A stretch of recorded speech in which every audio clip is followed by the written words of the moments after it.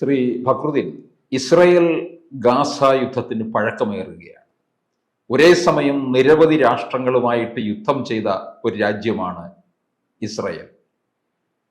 ഈ ട്രംപ് അധികാരത്തിൽ വരുന്നതിനും മുമ്പായിട്ട്, ജനുവരിയിൽ വരികയാണ്, അധികാരത്തിൽ വരുന്നതിന് മുമ്പായിട്ട് ഒരുപക്ഷെ ഈ കാര്യങ്ങളിലൊക്കെ ഒരു തീർപ്പുണ്ടാകാനുള്ള സാധ്യത ഉണ്ടാകുമെന്ന് തോന്നുന്നു. കാരണം ഗാസയിൽ നിന്ന് ബന്ദികളെ മോചിപ്പിക്കണം എന്ന് ശക്തമായിട്ട് ട്രംപ് ആവശ്യപ്പെടുകയും ചെയ്തു. ഇല്ലെന്നുണ്ടെങ്കിൽ അതിൻ്റെ തിരിച്ചടി ഉണ്ടാകുമെന്നുള്ള മുന്നറിയിപ്പും നൽകിയിരിക്കുകയാണ്. ശാശ്വതമായ പരിഹാരം ഇക്കാര്യത്തിൽ ഉണ്ടാകുമോ? ഇസ്രയേൽ നേരിടുന്ന എല്ലാ തരത്തിലുള്ള പ്രശ്നങ്ങളിൽ നിന്നും ഉണ്ടാവില്ല. ഇസ്രായേലിന് ഒരു കാലത്ത് സമാധാനം കിട്ടുന്നില്ല. ഇസ്രായേലിന് ഒരു കാലത്ത് സമാധാനം കിട്ടിയിട്ടുമില്ല. ഇസ്രായേൽ വളരെ വലിയ രാജ്യമായി നിൽക്കുമ്പോഴും അത് ഈ പറയുന്ന ബൈബിളിൽ പറയുന്ന കാലഘട്ടം ഉണ്ടല്ലോ, സോളമനും ദാവീദും നിരന്തര യുദ്ധങ്ങളാണ്. കാരണം ആ ജനതയുടെ ഒരു രീതി എങ്ങനെയാണ്? ബേസിക്കലി അവിടെ തുടക്കം, ഇവരെ ഞങ്ങളെയൊക്കെ തുടക്കം, അതായത് ഞങ്ങൾ ഈ മൂന്ന് മതങ്ങൾ, ക്രിസ്തു മതം, ഇസ്ലാം മതം, ജൂതമതം, ഈ മൂന്നിൻ്റെ തുടക്കം എന്ന് വെച്ചാൽ എബ്രഹാം ഇബ്രാഹിം എന്ന് ഞങ്ങൾ പറയുന്ന ആളാണ്. ഇത് കോമഡി വേറെ ഉണ്ട്. അതായത് എബ്രഹാമിൻ്റെ പിന്തലപ്പെട്ട ആളുകളല്ല അറബികൾ എന്ന് ഈ ഇവാഞ്ചലിക്കൽ ക്രിസ്ത്യാനികൾ പറഞ്ഞു നടക്കുന്നുണ്ട്. അത് നമ്മളെ ബാധിക്കുന്ന കാര്യമല്ല. ഇബ്രാഹിം അല്ല എബ്രഹാം. നമുക്ക് ഇവരെ കഥ കേട്ടാൽ അത് രണ്ടില്ല ഒരേ ക്യാരക്ടർ തന്നെയാണ്. അപ്പോൾ ഇവരുടെ എല്ലാം ഉൽപ്പത്തിയുമായി ബന്ധപ്പെട്ട എപ്പിസ്റ്റമോളജി ഒന്നാണ്. ജനറ്റിക്കലി നമുക്കറിയില്ല, അതിൻ്റെ ഇടയിൽ വിടവുണ്ട് എന്നൊക്കെ അവർ പറയുന്നുണ്ട്. ഈ ഉൽപ്പത്തി വായിച്ചു നോക്കുന്ന സമയത്ത് വിടവുണ്ട്, അതൊക്കെ എന്തെങ്കിലും ആവട്ടെ, അവരെ കാര്യം. പക്ഷെ ഇതിൻ്റെ എപ്പിസ്റ്റമോളജി, ആശയപരമായിട്ടുള്ള ഇതിൻ്റെ തുടർച്ച, അതിശക്തമായ ഏകദൈവ വിശ്വാസം, ഇത് എബ്രഹാം എന്നാണ് തുടങ്ങുന്നത്. എബ്രഹാം ഇറാഖ് തന്നെയാണ്. ഇറാഖുകാരനായി എബ്രഹാമിന് ഈ വാക്തത്വ ഭൂമി എന്നാണ്. എബ്രഹാം അങ്ങോട്ട് പോവുകയാണ്, ദൈവം അദ്ദേഹത്തെ അങ്ങോട്ട് നയിക്കുകയാണ്. അവിടെ പോയപ്പോൾ അവിടെ ഓൾറെഡി ജീവിക്കുന്ന ആളുകളുണ്ടായിരുന്നു, ആട് മേച്ചുമൊക്കെ. പക്ഷെ അവിടെ ഒരു സ്റ്റേറ്റ് ഉണ്ടായിരുന്നില്ല, അത് സത്യമാണ്. അപ്പം ആദിവാസികൾ, നമ്മളിപ്പം നിങ്ങൾക്ക് നാളെ ഒരു അയ്യപ്പൻ്റെ ദർശനം ഉണ്ടാകണം, മോനെ നീ എണീറ്റ് നീ ശബരിമല അങ്ങോട്ട് പോവാം, മുത്തങ്ങയിൽ പോയിക്കോ, ആ രാജ്യം ഞാൻ നിനക്ക് തന്നിരിക്കുന്നു, നീ നിന്റെ സന്തതി പരമ്പരകൾ അവിടുന്ന് ആകാശത്തിലെ നക്ഷത്രങ്ങൾ പോലെയും കടൽത്തീരത്തെ മൺതരികൾ പോലെ അനന്തമായി തീരും എന്നോ. നിങ്ങൾ അങ്ങോട്ട് പോയി, അവിടെ പോയി നോക്കുമ്പോൾ എന്താ കുറേ പാവപ്പെട്ട ആദിവാസികളുണ്ട്. നിങ്ങൾ കുറേ നോളജ്, നിങ്ങൾ നഗരത്തിൽ നിന്ന് വരുന്ന ആളാണ്, നിങ്ങൾ കുറേ നോളജും കാര്യങ്ങളൊക്കെ ഉണ്ട്. നിങ്ങൾ ആ ശാസ്ത്രീയമായ വിവരവും കോണ്ടാക്റ്റും ഒക്കെ ഉപയോഗിച്ചിട്ട് നിങ്ങൾ എന്ത് ചെയ്യും, അവിടെ കൺസോൾട്ടേറ്റ് ചെയ്യും. ഈ ആദിവാസികൾ ഒന്നെങ്കിൽ നിങ്ങൾ അടിമകളായി മാറും, അല്ലെങ്കിൽ അവിടെ നിന്ന് പുറത്തു പോകുക അവർ. അതേപോലെയാണ് ഇബ്രാഹിമിൻ്റെ കാര്യം. അവർ കുറേ കാലം അവിടെ താമസിച്ചു. അത് കഴിഞ്ഞിട്ട് അവിടെ വലിയൊരു ഫാമിൻ ഉണ്ടായപ്പോൾ ഈജിപ്തിലേക്ക് പോയി. ഈജിപ്റ്റ് ആദ്യ കാലഘട്ടത്തിൽ രാജാവിൻ്റെ, ഇവരൊക്കെ ഈ എന്താ വലിയൊരു സിവിലൈസേഷൻ്റെ മെസപ്പൊട്ടേമിയൻ സിവിലൈസേഷൻ എന്ന വല്ലാത്തൊരു, ഇന്ന് നമ്മൾ കാണുന്ന അടിസ്ഥാനമായിട്ടുള്ള പല കാര്യങ്ങളും കണ്ടുപിടിച്ച സിവിലൈസേഷനാണ്. സോളാർ കാലണ്ടർ, ലൂണാർ കാലണ്ടർ, എഴുത്ത് വിദ്യ, അതുപോലെ പല 24 മണിക്കൂറായിട്ട് സമയത്തെ തരംതിരിച്ച്, ഇതെല്ലാം അവരാണ്. അപ്പം അവിടുന്ന് പോയിട്ടുണ്ട് ഇവർ. ഈജിപ്റ്റ് പോയപ്പോൾ ഈ നോളജ് എല്ലാം, ഈജിപ്റ്റും ഡെവലപ്ഡാണ്, അവർക്കും നോളജൊക്കെ പകർന്നു കൊടുത്തു. അന്ന് പ്രധാനപ്പെട്ട ജോലിയാണ് സ്വപ്ന വ്യാഖ്യാനം, അതിൽ ഇവർ എക്സ്പേർട്ടുകളാണ്. അപ്പോൾ അവിടെ അവർ പ്രമുഖരായി മാറി. പക്ഷെ പിന്നെ ഇവർ പ്രമുഖരായി മാറി ഇവരുടെ ഗ്രൂപ്പ് ഉണ്ടാക്കുന്നു. അതാണ് പ്രശ്നം. ഈ മൂന്ന് മതങ്ങളും പ്രശ്നമാണ്. ഇവരെവിടെ പോയി കഴിഞ്ഞാലും അഭയാർത്ഥികളായി പരസ്പരം അടികൂടിയാക്കി എവിടെയെങ്കിലൊക്കെ പോകും. അവിടെ പോയി കഴിഞ്ഞാൽ ഒന്നും ഇങ്ങോട്ടാവും, എന്നിട്ട് അവിടെയുള്ള മറ്റുള്ള ആളുകൾക്കെതിരാവും. ഇപ്പൊ ജർമ്മനിയിലൊക്കെ ഉള്ള പ്രശ്നമാണത്. ഇതിവരെ സ്ഥിതി തന്നെയായിരുന്നു. റഷ്യയിലെ രാജാവിനെ കൊന്നതിന് പിന്നെ റഷ്യയിൽ നിന്ന് ഓടിച്ചു വിട്ടതാണ്. അവിടുന്നാണ് പിന്നെ ലോകത്തിന്റെ മറ്റു പ്രദേശങ്ങളിൽ പോയി ജനാധിപത്യം സംവിധാനത്തെ വിലക്കെടുത്ത് ഇന്ന് കാണുന്ന രീതിയിൽ അവർ മാറിയത്. ഞാൻ പല ചർച്ചകളും പറഞ്ഞിട്ടുണ്ട്.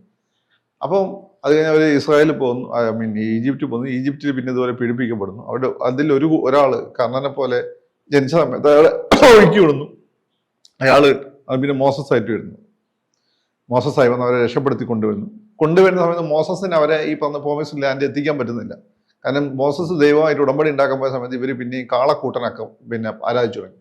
കാളക്കൂട്ടൻ എന്ന് പറഞ്ഞാൽ അവിടെ ഹുവേൽ, ബാൽ എന്നൊക്കെ പറഞ്ഞിട്ട് ദൈവങ്ങളുണ്ടായിരുന്നു ഇവിടെ ഈ ബാബിലോണിയയിൽ. അപ്പോൾ ഇതിൽ ബാൽ എന്നുള്ള ദൈവത്തിന്റെ ചിഹ്നമാണ് കാളക്കുട്ടി. ഈ കാളക്കുട്ടി ഹിന്ദു സമൂഹത്തിന് വലിയ വിലയുള്ളതെന്ന് നിങ്ങൾ മനസ്സിലാക്കണം. ഈ ആദിമ മതങ്ങൾ കാളയ്ക്ക് വലിയ ഒരു ഇമ്പോർട്ടൻസ് ഉണ്ട്. ഇവർ സ്വർണം കൊണ്ട് കാളയെ ഉണ്ടാക്കി ആരാധിച്ചു. അപ്പം തിരിച്ചു വന്ന ഏകദൈവ യഹോവയിൽ മാത്രം വിശ്വസിക്കുന്ന മോസസ് തിരിച്ചു വന്ന കാണുന്നത് ഈ ആരാധനയാണ്. മൂപ്പരത് പല എറിഞ്ഞു പൊട്ടിച്ചളഞ്ഞു. പിന്നെ രണ്ടാമത് പോയി ഉണ്ടാക്കി മാപ്പൊക്കെ പറഞ്ഞിട്ട് മൂപ്പർക്ക് അവരെ ആ മരുഭൂമി കടത്തി അങ്ങോട്ട് എത്തിക്കാൻ പറ്റിയിട്ടില്ല. ഇതാണ് ഇവന്മാരുടെ സ്വഭാവം.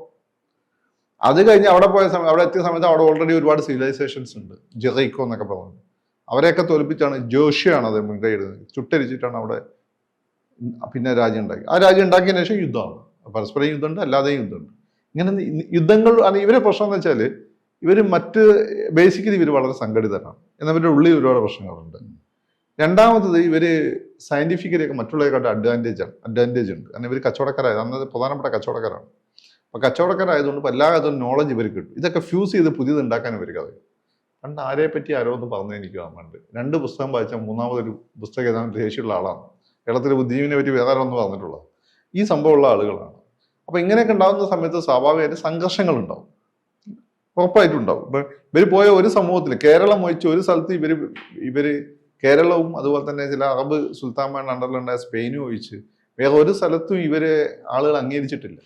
അവിടെയൊക്കെ ഇവരെ പേടിയോടുകൂടിയ ഭയമായിരുന്നു. ഇന്നിപ്പോൾ മുസ്ലിംസ് പറയുന്നില്ല, മുസ്ലിം പാരനോയി അഗേൻസ്റ്റ് മുസ്ലിംസ്, ഇതേ സാധനം ഇവർക്കെതിരെ. കാരണം ഈ സംഭവം കൊണ്ടാണ് ഇവർ ഒറ്റ ഗ്രൂപ്പാണ്. പിന്നെ ഇവർ പലിശയ്ക്ക് കൊടുക്കും. എന്നിട്ട് ഈ ഷൈലോക്ക് എന്ന ക്യാരക്ടർ അറിയാലോ ഷേക്സ്പിയറിന്റെ, ഹീസ് എ ജൂ. അപ്പൊ അങ്ങനെയുള്ള സംഭവമാണ്. അപ്പൊ അതുകൊണ്ട് ആധുനിക കാലഘട്ടത്തിൽ ആ രാജ്യം ഉണ്ടാക്കിയത് എങ്ങനെയാണ്? 1-ാം ലോക മഹായുദ്ധത്തിൽ തുർക്കി രാജാവിനോട് പോയി പറഞ്ഞു, സുൽത്താനെ ഈ യുദ്ധത്തിൽ നമ്മൾ ജയിപ്പിച്ചേ, പൈസ ഉണ്ടല്ലോ നമ്മൾ ജയിപ്പിച്ചു തരാം, പക്ഷെ നിങ്ങളെ കാര്യം ചെയ്യണം, ആ പലസ്തീൻ ഞങ്ങൾക്ക് തരണം. തുർക്കിയിലെ രാജാവ് ഇസ്ലാം കൂടി. അപ്പൊ ഇങ്ങനെ എൻ്റെ അറബ് സഹോദരന്മാരെ എനിക്ക് ഒറ്റുതരാൻ പറ്റില്ല, അല്ലെങ്കിൽ അവരെ ബുദ്ധിമുട്ടിക്കാൻ പറ്റില്ല. പിന്നെ നേരെ ബ്രിട്ടനിൽ പോയി പൈസ മൊത്തം അവിടെ കൊടുത്തു. എന്നിട്ട് വന്ന് ഞങ്ങൾ ജയിപ്പിച്ചു യുദ്ധം, ഒറ്റ പണിയെടുക്കണം, ആ പലസ്തീൻ ഞങ്ങൾക്ക് തന്നേക്കണം. എന്നിട്ട് എന്ത് ചെയ്തു എന്ന് വെച്ചാൽ ഇംഗ്ലണ്ട് എന്ത് ചെയ്തു? ഇംഗ്ലണ്ടിനെ അവിടെ സപ്പോർട്ട് ചെയ്ത ആരറിയോ?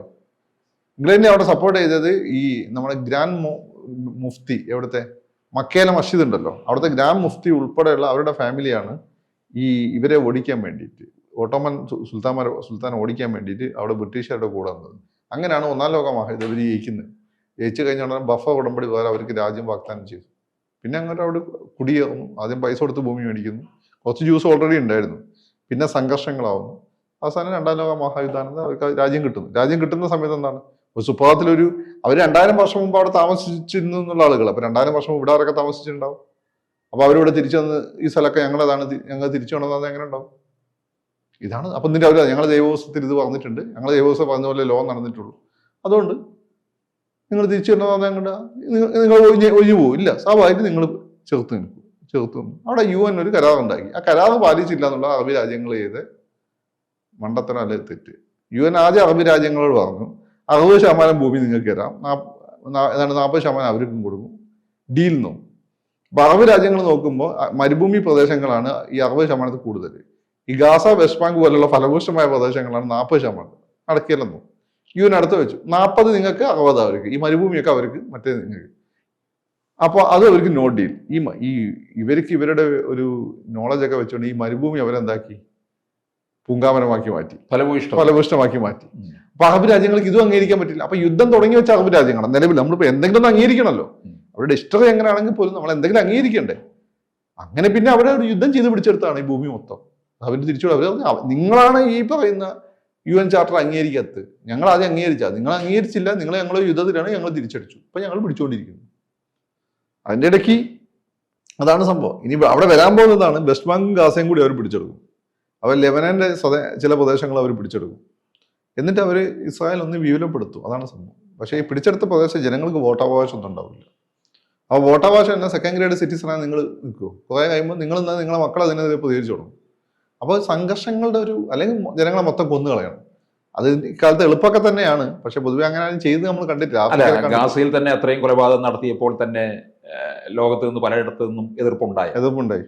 പക്ഷെ ഇതിന്റെ കാര്യം അവിടെ അമേരിക്ക ട്രംപാണ്. ട്രംപിന് നമ്മൾ pro Israel, pro Russia, pro Indian എന്ന് പറയുമെങ്കിൽ ട്രംപിനെ കണ്ണടച്ച് വിശ്വസിക്കാൻ പറ്റില്ല. ട്രംപ് വന്നപ്പോൾ എന്ത് തോന്നുന്നു വന്നപ്പോൾ അതേ ട്രംപ് ചെയ്യുള്ളൂ. അതാണ് വേറൊരു പ്രശ്നം. അപ്പൊ ഇസ്രായേൽ ഇങ്ങനെ ട്രംപിന് തോന്നുകയാണ് ഞാനിങ്ങനെ ഇസ്രായേലിനെ സപ്പോർട്ട് ചെയ്തപ്പോൾ അതിലൊരു പുതുമല്ല, നാളെ ട്രംപ് നിലപാട് മാറ്റും. ഇങ്ങനെയൊക്കെ ട്രംപ് ചെയ്തിട്ടുണ്ട്. ട്രംപിന്റെ ബാക്ക്ഡ്രോപ്പ് അതാ. എങ്കിൽ പോലും പൊതുവെ പ്രോ ഇസ്രായേൽ നിലപാടാണ് റിപ്പബ്ലിക്കൻ പാർട്ടി പൊതുവെ എടുത്തിട്ടുള്ളത്. അത് തന്നെയാണ് ട്രംപ് എടുക്കാൻ സാധ്യത. പിന്നെ ഗാസയിൽ ഇനിയും സംഭവിക്കാനാ, അവിടെ തോറ്റമ്പിയിരിക്കല്ലേ ഈ പറയുന്നു. ജയിച്ചോണ്ടിരുന്ന് കേരളത്തിലെ പത്രങ്ങൾ നമ്മൾ അന്നേ വന്നത് തോറ്റമ്പിയിരിക്കുകയാണ്. അപ്പൊ അവിടെ പ്രത്യേകിച്ച് മാറ്റമൊന്നും ഉണ്ടാകാൻ പോകുന്നില്ല. നിങ്ങൾ ഈ പറഞ്ഞ പോലെ ഇദ്ദേഹം വരുന്ന സമയത്ത് കൂടുതൽ ഇദ്ദേഹം വന്നില്ല ഇസ്രായേൽ ഇയാളെ ചെയ്യും. കാരണം ഇസ്രായേലിനെതിരെ കളിക്കുന്ന ഓരോ രാജ്യത്തിനും എങ്ങനെ പിടിക്കണോ ഇസ്രായേലിനെ പറയാം. അയാളുടെ പണിയൊക്കെ ഒപ്പിച്ച് വെച്ചിട്ടാണ് ഇവർ നിന്നത്. അതുകൊണ്ട് ഒരു 100 വർഷത്തേക്ക് ഇസ്രായേലിനെ തടയാൻ പറ്റുന്ന പുതിയ പ്രതീക്ഷിക്കണം. ഇപ്പൊ ട്രംപ് വന്നുകൊണ്ട് ഇറാൻ ഇനി അടങ്ങിയിരിക്കുമോ എന്നുള്ളതും. ഇറാൻ ഇനി നല്ല അടികിട്ടിയോണ്ട് അടങ്ങിയിരിക്കും. അതിന് മുന്നിൽ അവർക്കല്ലേ ഈ സുന്നികളെ പ്രശ്നത്തെ അവരെന്തിനാ പോയി ഇടപെടുന്നത്? അവരെ ഇത്രയും കാലം വേട്ടയാടിക്കൊണ്ടിരുന്ന ആളുകളാണ് ഞങ്ങൾ സുന്നികൾ. പിന്നെ ഇവന്മാരെന്തിനാ ഞങ്ങളെ കാര്യത്തിൽ ഇടപെട്ട് ഞങ്ങൾക്ക് വേണ്ടി സംസാരിച്ചു തുടങ്ങിയത്? അതല്ലേ പണി. ആ പണി അവർ കൂടി മേടിച്ചു വെച്ചു. മണ്ടമാനം. കൂടുതൽ വാർത്തകളും വിശേഷങ്ങളും നിങ്ങളിലേക്ക് എത്താൻ ABC മലയാളം സബ്സ്ക്രൈബ് ചെയ്യുക, ബെൽ ബട്ടണും അമർത്തുക.